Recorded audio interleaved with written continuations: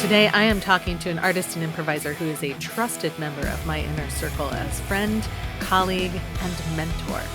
He's the co-founder of On Your Feet Improv for Business and the creator of Botjoy. I'm talking to Gary Hirsch. I'm Aiden Meepham, and this is the Changed Podcast.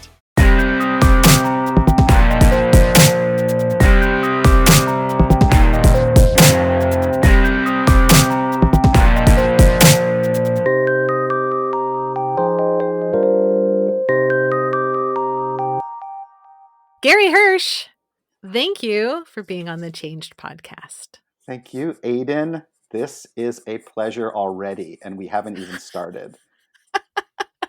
I'm really excited that you're here, that you're game for this. It's a totally different way for us to interact because we typically interact around work stuff. Well, we just interact a lot, don't we? But we haven't interacted in like official capacity where you're like, hold on a minute, I'm going to hit a record button and then we'll interact. It's exciting. Yeah. So most of my listeners know that in addition to being president of Art of Change, host of this podcast, I'm also a senior facilitator at On Your Feet, which is your company. Well, so you're my colleague, but also you're kind of my boss. Yeah, I thought that was going to come up already. It came up really a lot quicker than I thought in this interview. I'm not comfortable with that term. However, it is accurate. Oh, why aren't you comfortable with that term? Oh, I don't know. Just the whole idea that I like my own self-image isn't that I am a boss of someone. Like even like it just happens to be true. But yeah, that's all. I will say that I feel like we tend to be more collaborators on the work that we do. Yeah. At least it feels that way to me. I always feel invited to bring my best ideas to the table, which is something I value highly. All right. Well, then let's just keep the B word. Let's leave it there. And we'll just no more boss. We're just colleagues. Just colleagues. But also, I mean, okay. There's so much. Okay, here's what I think people will find really interesting, is that in addition to doing the stuff that On Your Feet does, which is bringing less fear and more joy into people. You got it in the right order this time. I did it in the right order. It's not as effective when I say more fear and less joy. That would be people are really turned off. Wouldn't that be a bad tagline for like a consultancy? Like, we will bring you more fear and less joy. You should hire us. More fear. Do worse. You know, we've been around for what? On Your Feet's been around for 20 years. I don't think we would have made it in that capacity with that tagline. You know, I hang out on LinkedIn a lot and I see a lot of hustle language, and there's a lot of like, do better, make more money, be more successful. And it's like, it is the temptation to troll is really strong in me, to literally have taglines like that are like, be less than you're capable of. Sure. Realize half of your potential. Exactly. It's like those, do you remember, I'm dating myself, or I don't know the age range of your listeners, but of course those anti-motivational posters that existed. It was like, you know, it's like that. It's like, and I love those things. They were great. It's like, don't bother hanging in there. And they show a cat falling or something like that. When you're out of lemons, that's the time to go to the grocery store. Yeah, sorry. No. Lemonade. Exactly. Yeah, bring them back. But in addition to all of that, I think what people, I know that I find your visual art to be particularly inspiring. And so I wondered if you might talk a little bit about Botjoy. Oh, wow. That's cool. Thank you. Yeah. Because it is kind of where the joy is coming a lot from these days. So Botjoy. Botjoy is this really wonderful project. I say it's wonderful because it continues just to provide all this amazing surprise and joy and delight for me and other people. But let's face it, I'm just talking about myself for a minute. So it's like this surprising thing that other, like, thousands of other people seem to love too. But I still love it, even though I sort of started it. And so here's what it is in a nutshell. You mentioned On Your Feet. There's intersections of all my life, right? So I split my life as a consultant, I guess the way to put it. I run On Your Feet, which works in sort of the business world, but I'm also a visual artist and an illustrator, and it's very near and dear to my life. And if you go to On Your Feet, you'll see a lot of illustrations. So I like to do a lot of crossover between the two things in my world. So about 14 years ago, On Your Feet created this notebook, which I think you probably have seen and know, but I'll describe it to your listeners that haven't seen it. Imagine just basically a really sort of nice spiral bound with an embossed cover of hard cardboard, but beautiful green or red. And then you open up the pages, and it's mostly blank pages, except every third page, and I know this because I had to wrestle with the layout, is a doodle, something that I've drawn with a prompt in it. And the theme of this notebook and these prompts are how to co-create with the world. So, for example, it might be a picture of a small child holding up a pair of glasses, and the prompt might say, "Next time you go buy a pair of glasses, let someone else pick them out for you." Right. So that's be a little way to co-create with someone else. So one of these doodles said the following: it had a picture of a robot and it had a picture of a little person in it, and it said, "Imagine if you walked around the world being followed by a giant, invisible, imaginary robot that would give you outrageous compliments every time you did something cool." And then it had a picture of this robot, and it was looking at this little kid, and the robot little prompt said, "Nice pants." So it was like giving this kid compliment on his pants. And it's just like one of 23 doodles in this notebook. And we gave them out to clients, and we gave them to about 500 people got this notebook. And the weirdest thing happened, which was people kept calling me back or emailing, telling me what their robot told them that day. So this That's outrageous amazing. compliment thing was working. Like someone would say, like, "Yeah, it was cuckoo." So this one prompt spawned a whole bunch of interest. Like, "You can't believe my robot told me I was really smart in that last meeting." And I was like, "Oh my God, people think, it works." So to fast track this, I decided to make the robot real. And with a lot of process, which you can talk about some other time, I put them on dominoes. So little doodles of robots on dominoes that would serve the same function. It would give you outrageous compliments. So we made Joybots, and then I was like, what if they did some other things like gave you courage? So then I made Brave Bots, and I donated those to kids in children's hospitals, and they really grooved on it. And then this whole thing just sort of exploded.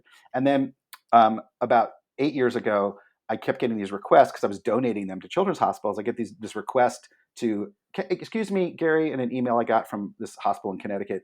"I hear you donate these wonderful robots for kids and it really helps them in the hospital. Could you send us 5,000 of them, please?" That's And so you're like, many. "No, it is, yes, it's so many." And who wants to say no to like a children's hospital? Like it was like the worst feeling to go, "I cannot do that because I won't have a life if I draw 5,000 domino robots for you." So this was an epiphany where I decided I should invite the world to steal the idea, which is literally what I called it, and learn how to make their own and get more joy and love and bravery out in the world through art. And that is my long definition of what Botjoy is. And it's murals now, and it's thousands of people making them, and there's lots of things you can do and see with them. I keep a Joybot in my purse.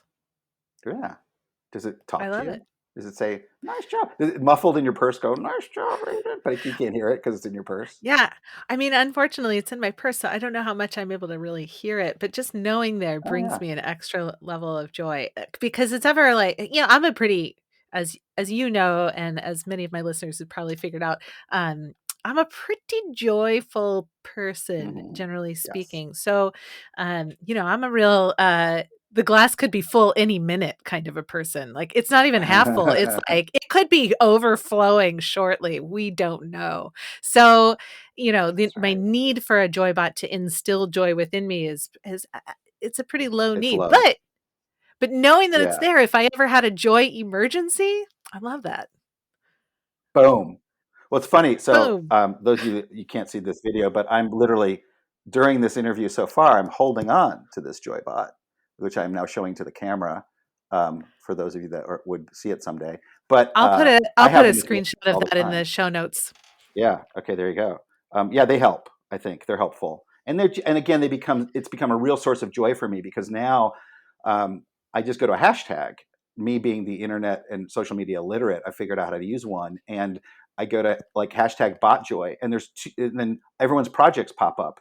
But also now that pops up, which I found real joy in, is that there's sort of a Botjoy is now a hashtag for a Korean um, sort of K-pop band, and so I'm getting my robots and a bunch of like K-pop imagery of women and boys and girls and everyone else just sort of looking mournful and also a bit contemplative to the camera. which I don't quite get yet, but I'm going to try to figure it out. There needs to be a collaboration there. Don't you think? That'd be I so would love cool. to see that happen. Like, I would mm. Out of curiosity, what number is that Oh, right here in bot my hand. in your yeah, This is 59,042 out of infinity. boom. That's a lot of bots. Domino drop. Yeah, yeah. I don't have much of a life. I just sit around and doodle on dominoes. It's therapy. I mean that seriously, because when I draw these robots, I line up like 100, and then I put on, books on tape or the Change podcast. Listen to it over and over again while I'm drawing my dominoes, and I just leave my brain for a bit, and it's really nice. So it's a nice thing That's to do. amazing. Yeah. That's amazing. I so speaking of change that's a story already of going from one thing to the whole nature of it changed just in doing it. It grew, it changed, Yeah, it like morphed, it it did. became so much bigger. Yep. By design, I think I wanted to create something that would allow for that to happen, because I'm not a change junkie, because change sometimes scares me, but I'm a surprise junkie. So I like good surprises in my life, and I like Botjoy is a way to set up structure for that to happen a lot. What scares you about change? That's a big statement. Oh God, okay. Yeah, well, let's go. Well, I just had, I was like, okay, wait, when do I see my therapist? Is that today, or is that, uh, didn't I just do that? Um, well, yeah, what scares me about change is not the change itself, it's the anticipation of it.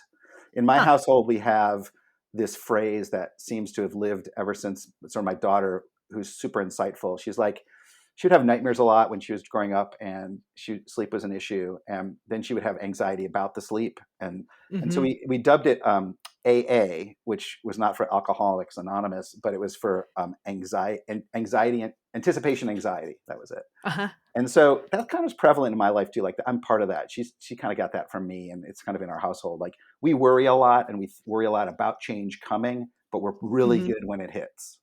So Hmm. maybe that's helpful. Interesting. So there's the sort of uncertainty lies ahead, and that feels anxiety producing, but then once it's there, you're like, well, Yeah, because it's not uncertain. now this is what's Exactly. happening." Exactly. It's not uncertainty anymore, and I think that's my attractiveness. Attract, yeah, attractiveness to improv. It's why I Mhm. am attracted to improv. It's not why. Yeah, I was losing my words there. It's not why That's why I am improv is It's not why attracted to I'm you. attracted to improv.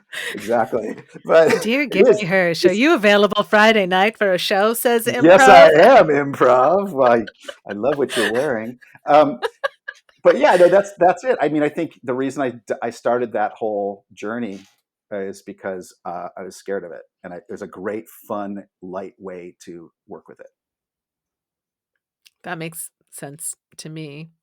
Um, Sure. it's for what it's worth. Uh, w w When you I know it looked like I froze, but actually I just froze in contemplation. Um, I could tell that, and you'll probably edit that out anyway. So I will, in fact, edit that out. That is definitely going to yeah, be cut, as no will doubt. this statement about cutting As will that. this part right Unless I here. This decide part to we leave talked it about in, which will editing. be a You're not. You're going to edit out the part we talk about when we talk about editing. We'll see. I can't wait to see the final product of this, if this makes it or not. Let's do this instead. I was gonna follow up on that, but I think instead I wanna play a game. So let's play a game. Yeah. This game is called Aiden asks you a bunch of questions, and then you try and answer them as quickly as possible. Rapid fire. Okay, got it. Yeah, it's the rapid fire round. Are you game for a rapid fire round? Some of these I am questions game for the may be game. familiar. I'm game for the game of rapid fire, potentially familiar questions. Okay, great. Cake or pie? Pie. Why? Oh, I thought quick meant concise as well. It is. Quick is concise, so let's see how you do on It's the follow-up. wetter. It's wetter. It's a wetter experience. It's the best answer I've had so far. Yes, Uh, it's true. what's your favorite kind of music? Ooh, really dependent. Right now, I can't stop listening to every single album that Boston from early 80s have cut, except the other day I was locked in on musicals. So there is not a right answer there. It's going to depend on something like sunspots or something. I don't know what it is. Remember when travel was a regular thing? I think it will be again someday. Imagine you get on an airplane, you sit next to a stranger. Do you put your headphones on and pretend you are invisible? Or do No, you engage in a conversation? absolutely. I'm that guy. I'm that guy you, if this is you, do not want to be sitting next to, because I'm just looking for a cue to connect. And by the way, I do it now anyways, not on the airplane. That's what dogs are for. Dogs are to help you connect with other people who have dogs, which there's a lot of them out there. And so, no, I am so the connect. I'm like, hey, I read that book too. Or do you like that book? Or I don't know how to read. Will you teach me? Whatever it is, I'm that guy. I happen to know that you do know how to read, though sometimes there's some I know, I questions, know, there's I know. typos in the But I would emails. even lie to connect. See, yeah. No, Wow, that's true. impressive. If you had to choose between one favorite outfit for the rest of your life or a different outfit every day, but you never get to wear the same outfit twice, which one do you choose? That's such a great question. Before COVID, I would say give me a different outfit every day. Now I just want those really nasty sweatpants and t-shirt and never get on Zoom. So let's see what happens post quarantine. Maybe I'll switch back. All right. Um, Furniture arrangement. Are you a let's rearrange the furniture often to get a fresh look in the room? Or are you a this chair has a home and it's where it will live until it dies, I die, or the house burns down? Right. See previous conversation about change. Furniture stays where it is. Has anybody ever secretly rearranged the furniture and you've come home? Oh, What happened? what's that movie? They haven't, but what's that movie where your listeners will know that movie where this woman gets driven crazy because somebody comes in and just moves things really little bit every day, and she can't figure out who's doing it and why, and then she loses her mind because the hairbrush is now to the left instead of the right. So no one has done that, but if they do, I would probably lose my mind. I mean, there's that Twilight Zone episode where the creatures that move things from one second to the next leave something behind, and they have to go back and get it. Is They that like move an it old to the Twilight next Zone? moment. One Yeah, of those it's old the old, ones? Oh, the I should old check ones. it. I don't know that one. Very good. All right. Last question. Read any good books lately? You know, if you call listening to books reading, I do. Okay, because that's controversial, and I understand why. I do think there's different parts of your brain working on that. Here is the so embarrassing truth. I have not been able to read a book really straight through for a year. I cannot read during COVID. Read. I've listened to over 100 books Whoa! easily. That's a stark Yeah, contrast. because it is, and it's my attention span. I bet there's a lot of other people who could potentially relate to that, except our colleague Brad, who we both know, who's read 70 actual books already. Paper. Paper Yes. books. So gosh, there are just so many. This is where I wish I could just tell you the best thing. You know what I've really enjoyed is I've been re-listening to A Prayer for Owen Meany, which is John Irving, and it's just such a delightful read. Another one is called The Highest Tide, which is a book by an Olympia author whose name is escaping me right now, which also similar. It's about these sort of coming of these boys, mostly both of them are boys, who are just sort of like runty and sort of picked on, and then they just kick some major ass, and they're just wonderful humans. And so I don't know, that seems to be a theme happening. Nice. Thank you for playing. Aiden asks you a bunch of questions and you answer them as Ding, quickly ding, as ding, ding, ding, possible. ding. Hope that was quick and verbose. Um, as quick as any other guest has been. They've Okay, all been good. about Am the I same. winning, by the Yeah. way? And am I winning? Yeah. in the Oh, guest? sorry. Okay. That's what I meant to say. You won. Congratulations. Yes! I You win have in the won a guest continued conversation category. on the Change podcast. Uh, Yay! so we dipped a little bit into your thoughts about change. Here's what people may not know. One of the reasons that I chose storytelling as a way of looking at this broad idea of what does change mean in people's lives? What does it mean when we think about change, or being changed or inspiring change in other people. The reason I chose storytelling for this podcast is because of you, actually. What? So, like, it's not like a heavy thing to lay on you. Yeah, well, the whole idea of I don't know. I liked story that there was like this as sort of like meaning. pause.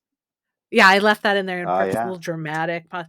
The whole idea of story as meaning is something I learned yeah, from you, from the some of the values to action work that we do at On Your Feet.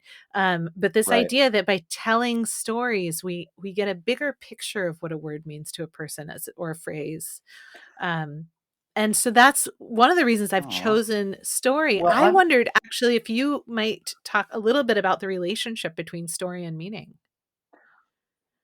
sure, and I'd like to pay it forward the compliment or the recognition you just gave me on that idea that story is meaning, because it is Oh, not my please do. original idea. It Oh, is not, cool. and it's someone else you know, and you will not even be surprised that this comes from this person. And I'll bet this person actually listens to this podcast. So if I don't give them the credit, they'll just be pissed off anyway. Um, it's from Kat Is it Coppett, Oh my gosh, that's amazing. I love right? that. It's totally from Kat. Um, And we just yes anded it like crazy with that values to action work, which I can talk about in a minute. But that's the original nugget and germ of the idea came from Kat. Um, that's amazing. And Kat has a great podcast too. I'll put a link into the show notes to her show. yeah, please do. That's awesome. So That's yeah, so so awesome. I've been really inspired by Kat. I haven't talked to her in a long time, but we see each other now and then through different conferences and stuff. But early on in the work, which is we're talking early 2000s, I was really moved by that idea that story is meaning. So here's what I think that means. Can I say that in the same sentence? Um, when you hear a story, there's the facts and there's the feeling, but there's always this moment where you go, okay, what is that trying to tell me, or what did it tell me? Like there's something underneath it. And the way to think about this, and the way that I thought about it a lot, I started to think about it in terms of organizations and in terms of the way that groups of people behave, and individuals Mhm. too, both of them. I think, how do people behave and what's relation to story? And so this idea of sort of values to action through story came about. And a really quick way, easy way to think about that would be, um, we got hired by the major professional NBA basketball team here in Portland. This is how I could get to skirt any kind of legal issue by never saying their name, but I can still say everything else. But that's not actually true. I didn't sign anything. We can just say it. But this was years and years ago, and they were like, "How can we help this organization connect with the community?" And they hired a marketing and a PR person, and that marketing PR person said, "Look, I'm going to go out and just talk to the community and see what they want in a professional basketball team." So they did. And they came back with language, as marketing and PR people do. And they came back with, you know what? The community wants a basketball team that is connected to them, that is confident, that is different than other basketball teams. So then they had this choice. They could just go ahead and make a bunch of ads that said, we are the Portland blah, blah, blah, and we are different and confident, connected. And they could just do all the marketing, but the action or the behavior within the organization wouldn't have to change a lick. And if that's true, that becomes a disconnect, because then people hear one thing, but they see behavior that's different. But Mhm. these guys were smart and wonderful, and they hired us, which sounds really cocky. But I think it was a good move, because what we did was we went around the organization and looked for the stories that back that up. Where are you confident and connected? And where are you not? So it became looking at story as a way to verify things that you care about. And we call those stories of fact when you're sort of living that, and then stories of contradiction when you're not. And then there's stories of possibility, which are things you're not even doing, but you can sort of imagine doing, and it becomes a place for rich sort of white space. So this became, and still is, as you know, because you've been involved in these programs, an initiative, a pretty strong sort of cultural storytelling initiative that we use with organizations. And it really came just from that. It started with that phrase, story is meaning. That's amazing. Um, so when I invited you on the show and I asked you to identify a story that represented this idea of change in your own Mm-hmm, life, um, I'll often ask people to think of a fork in the road moment or a pivotal moment or just a moment after which everything changed. mm-hmm, For some people, they come up with 1,000 stories and it's really difficult to pick. So they end up wanting to tell the story of their whole life. I'm curious mm-hmm. for you, Other people, it's like they're really struggling to come up with any stories at all. I'm curious for Right. you, how easy or how hard was it to come up with the story that you will be sharing with us in a moment? Yeah.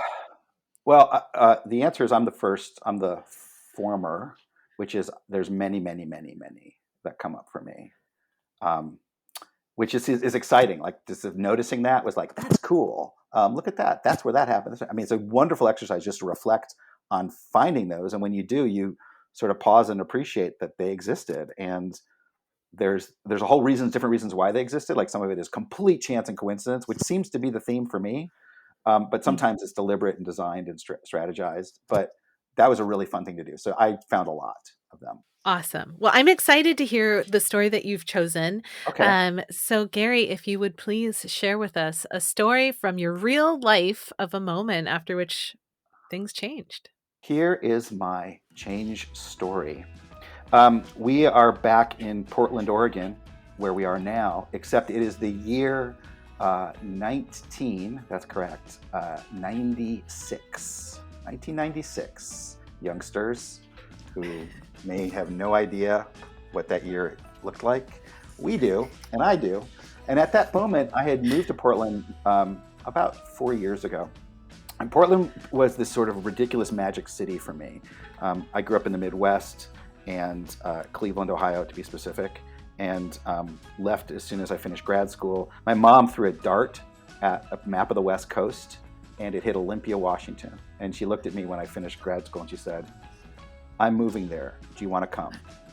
That's who my mom was. She was that kind of a. She's amazing. And I said, "Yeah, I'm done with grad school. I've got this degree as an art teacher. I don't know what I'm going to do with it. I'm not even interested in teaching because I did my student teaching back at my old high school, which was the most sort of just soul crushing experience because I got to be in the back room 4 years after I graduated with all my old teachers who were just like smoking cigarettes and just bad mouthing all the kids. They were just miserable humans. So I was like, I don't want to be an art teacher. I'm going to get in my car with my mom and drive to what I thought was Olympia, Washington.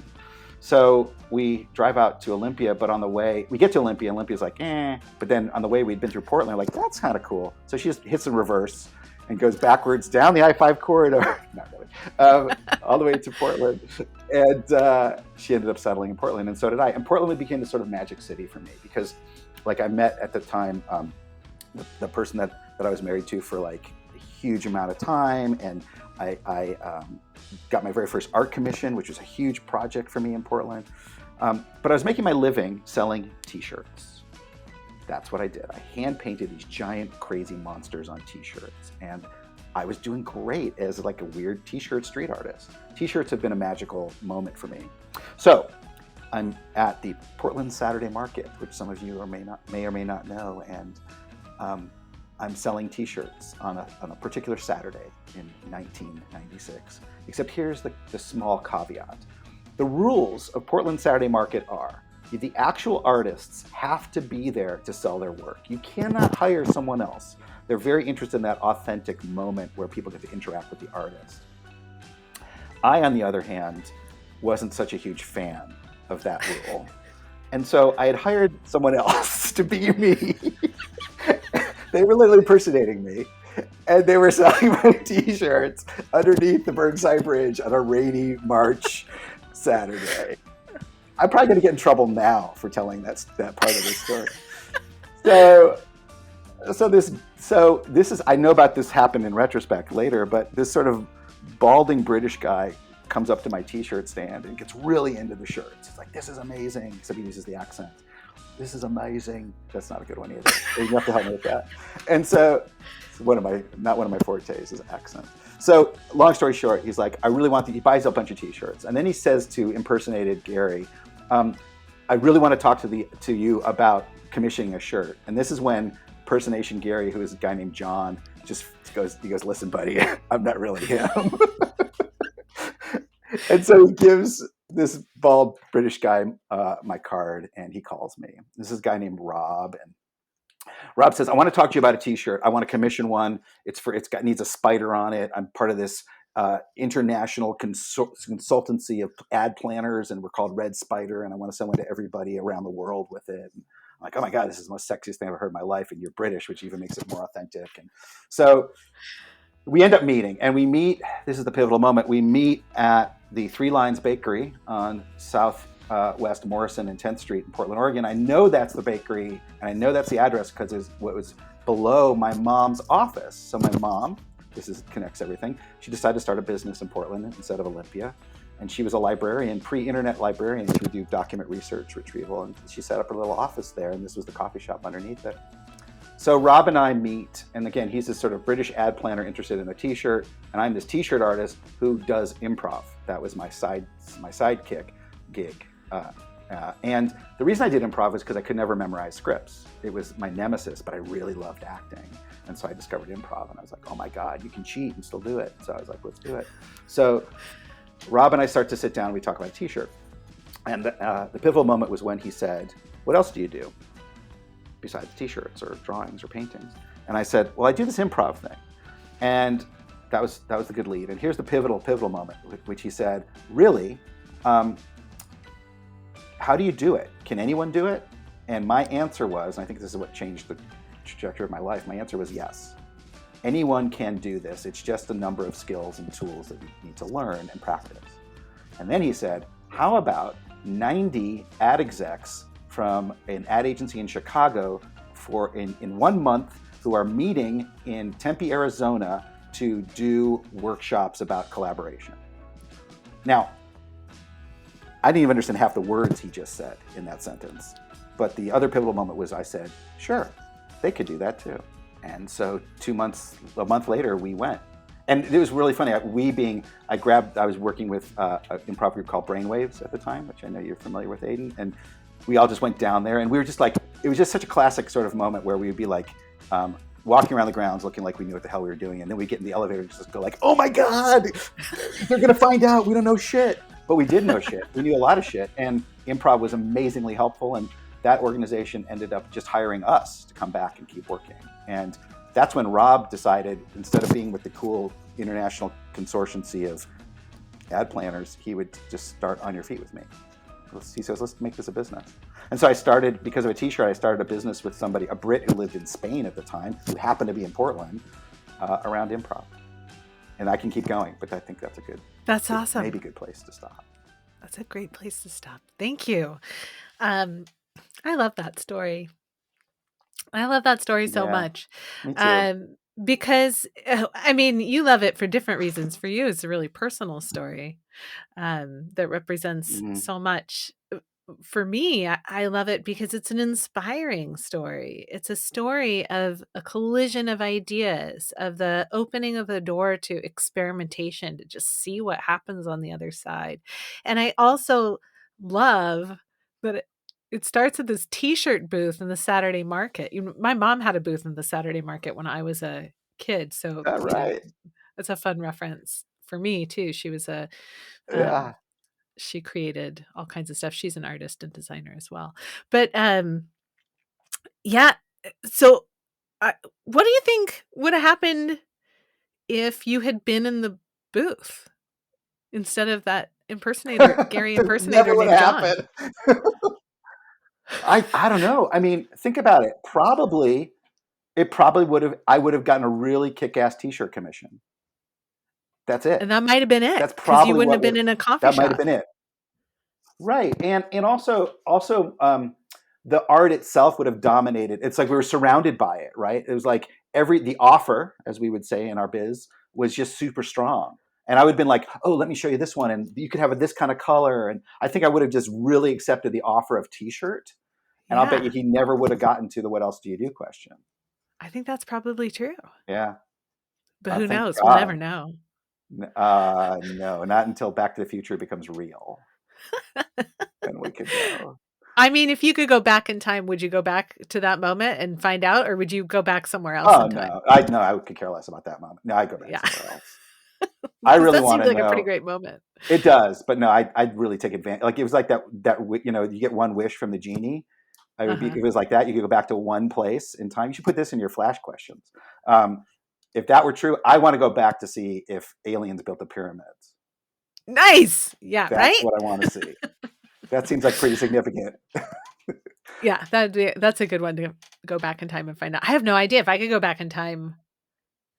and find out the answer to anything. I don't know, it's like it's too many choices, like, when I Yeah. look at a menu, my secret to ordering off of the menu is I just let my eyes fall on one thing, and I go, "Would I eat that or not?" And then if the answer is yes, I just order it, and then I don't have to read anymore. So this idea of, like, I could go anywhere in time, I'm like, "Oh, no. Yeah. It's No, too much." it is super overwhelming. Yeah, that's why you have to go. I think for me to be able to access that at all, I'm with you. I totally agree. To be access, it's like there's really only two things I think that are like the bigger, all-encompassing question, which is like what happened before the Big Bang. I'd like to know that, Mm, please. mm, And mhm. have we been visited by aliens? That seems to me trumps anything else that would I that love would it. show up. So, um, yeah, I'm really just struck by this image of you in the coffee shop with Rob and Hmm. him being like, "What else do you do?" It's just such a cool, simple moment that just unlocks so much. I Well, when you yeah, yeah.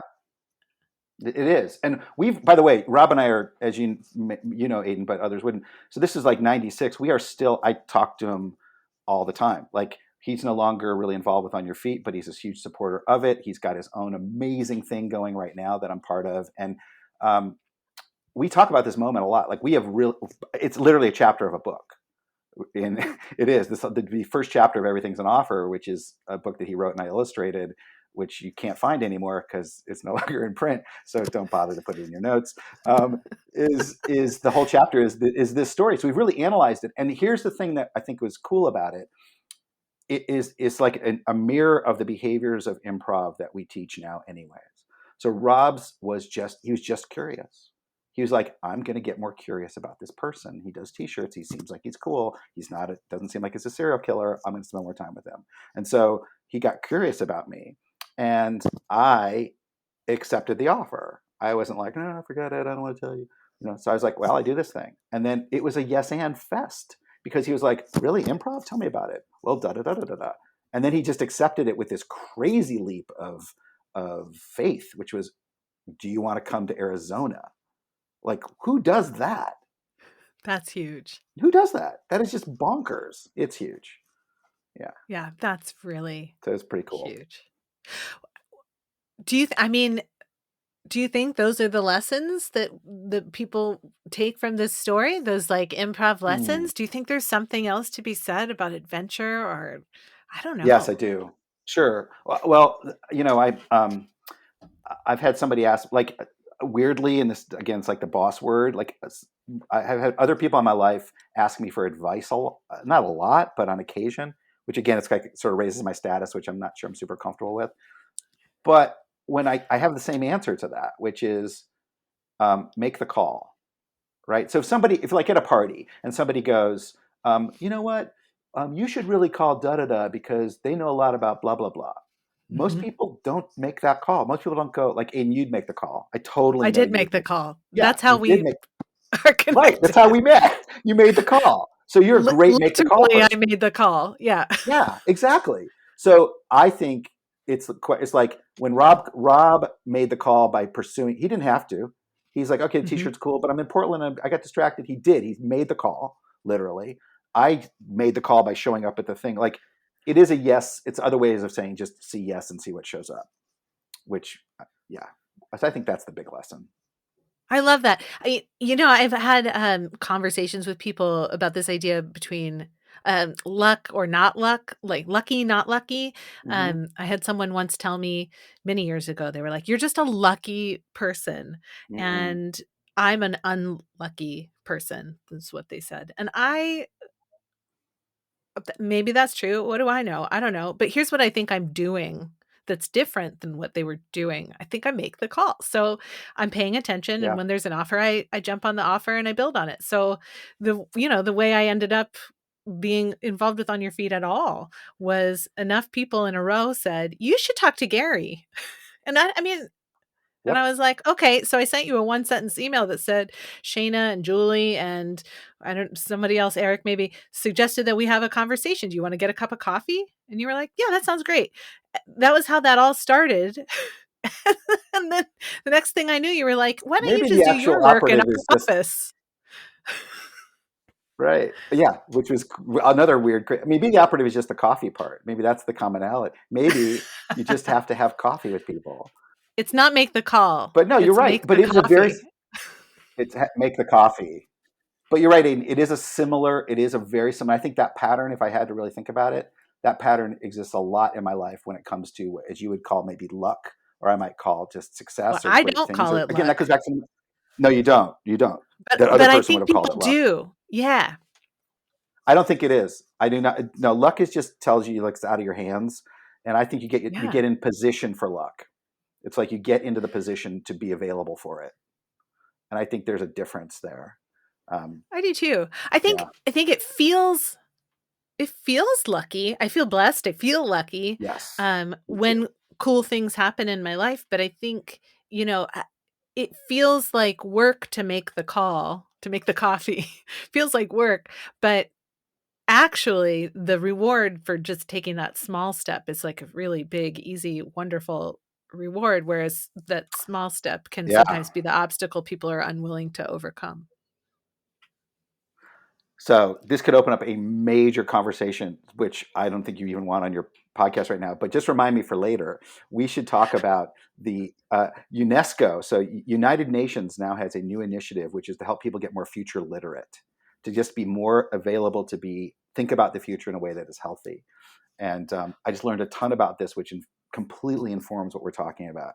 So let's have Oh, coffee, the Three Lions man. Bakery, sometime, Let's and do it. I'll dive into that with you, and you can follow up with something on the I air if you want sometime. But it's pretty I amazing. would love that. Yeah, yes. I definitely wanna talk about that. I think people are gonna be so curious. I'm gonna have to edit out this whole thought so it doesn't make people feel like they're missing out. Just edit it Because out. this is gonna be a 15-minute episode.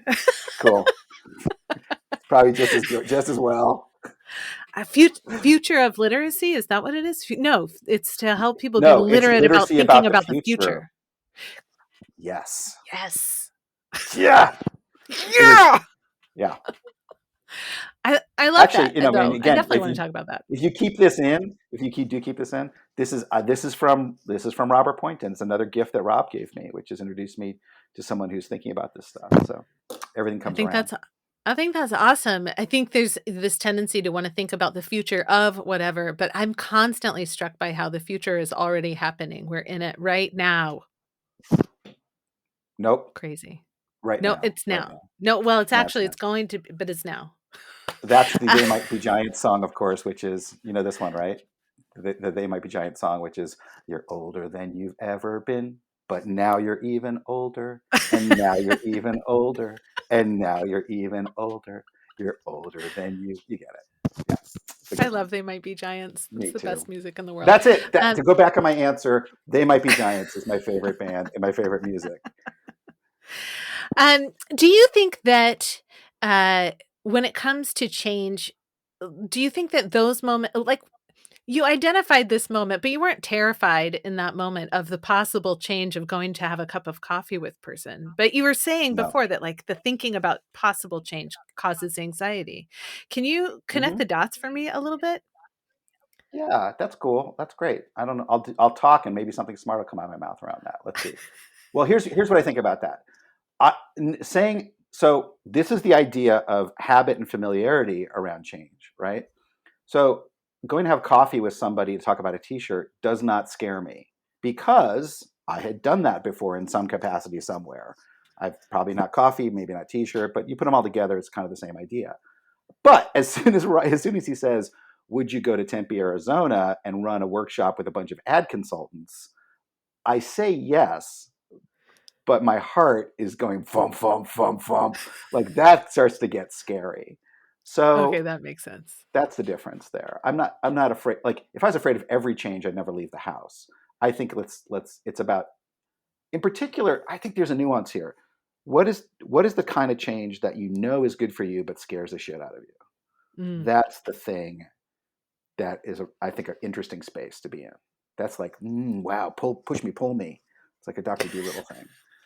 So yeah. Well, as we're bringing things to a close here, what are some final thoughts you'd like to leave people with after listening to these stories and this conversation. And I have one more thing we might do after you answer this Okay. Well, question. honestly, I think we've hit them. So I'd be trying to drag out trying to sound smart, but it's like make the call, I think is a great one. I think get yourself in position for great luck versus just hope that it'll show up, I think is another really good one. I think don't be afraid of accepting the offer beyond what you think, beyond your imagination, really. Like when you say yes to going to Tempe, Arizona with a bunch of ad execs, I didn't even picture what the hell that was. I couldn't even imagine it. So, and now I do this, been doing it for the last 20 years. So let's try those three. Thank you for being on the show, Gary. I mean, I always enjoy talking to you, but I'm really excited to get to share your thoughts and stories with others. And so, yeah, I really appreciate you being here. I love talking with you too, Aiden. You bring joy to my face every time we chat. Here's a little joy in your face. Boom. Damn. Thank you, Aiden. Thank you.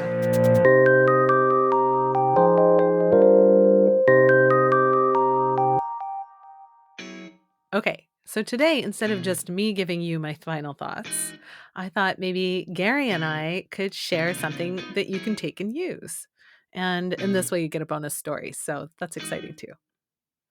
So, a little bonus since we've talked so much about story and improv, I think it would be fun for us to play a little bit of a story game. And this is something that I introduced before we hit the record button. You were like, what if we played a little Color Advance? So, so here's how Color Advance works, and you can play at home. Not with this particular story because you'll be listening, but try this with your friends, your family, your loved ones, with whoever. Try this at work. The way it works is when you want more detail, you say the word color, as in color in that moment. And when you want the story to move forward in action, you say advance. It's really that simple. So, Gary, I'm going to ask you, since you're the guest and you're telling stories, I think it'd be fun to hear a story, since you have thousands of pivotal moments to choose from early in young Gary Hirsch's life. Oh. Sure. You may be imagining this story because you may know this story, but I'm happy to. I don't know. Is I don't know all your stories. What was that? Don't you know all my stories, Aiden? What's wrong with you? I know that story. All right. It was a pub. Yeah, I'll tell that story because I can't think of anything else. All right, here's a story. We are back in, let's see, how old am I? 72, 1972. I'm 7 years old. You now know how old I am. Advance. And having terrible nightmares every night during this time in my life. Color. And these nightmares would be like, I'm laying in bed where I actually am sleeping, but I'm actually dreaming that I'm laying in bed. And then like the door of my bedroom breaks open and a giant hand starts to wiggle inside my room. Ooh, it grabs me. Waking up from this terrorizing nightmare, I go running into my parents' room and I wake my father.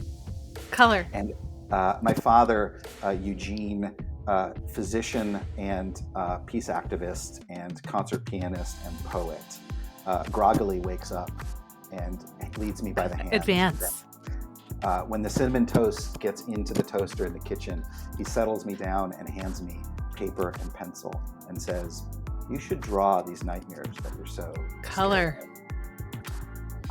It's not, I don't hesitate. It's very easy. I can see these things. Giant monsters with teeth that are just dripping out of their mouths and huge maniacal eyeballs. And this monster that eats me, but inside of its belly is a graveyard where I'm chased by zombies. And I draw all of these scenarios as we go. Advance. This happens over and over again throughout the evenings of this year. Until one evening, my dad said, well, this evening, now I'm just going to make it up because I don't actually remember what happened this particular evening. But let's say one evening, a particularly terrible dream, and I'm drawing. And I do know this. My father and I start to co-create the names of these monsters. So we're sitting there and he's like, that's cool. What should we call it? I go, you tell me. So he writes down like lamppost monster because its eyeballs look like a lamppost and stuff. So one evening we're starting to co-create and he says to me, if you draw these things, you create them, which means if you erase them, you can make them go away. Advance. He hands me this eraser and I start to erase my drawings. That month and the month subsequent, my nightmares start to diminish. They start to slowly go away as I erase the monsters until I don't have nightmares anymore by the end of that year. And the moral of the story? Always keep an eraser in your pocket. You can make things go away. And that's how you play Color Advance. Also an amazing story. I love that story. You can enjoy another version of that story in Gary's TED Talk, which will be linked in the show notes for this episode. Thanks, Aiden. Thank you, Gary. That was fun. That was great. Loved it.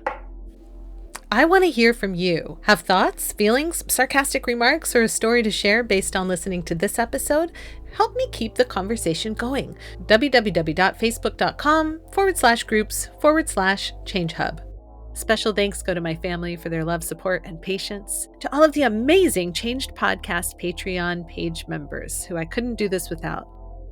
The Art of Change Skills for Life, and Patreon member producer, Dr. Rick Kirschner.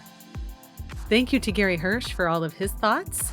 Thank you to you for listening to them. This is the Changed Podcast. I'm Aiden Nepom, and I wish you the kind of experiences in life you're excited to tell stories about.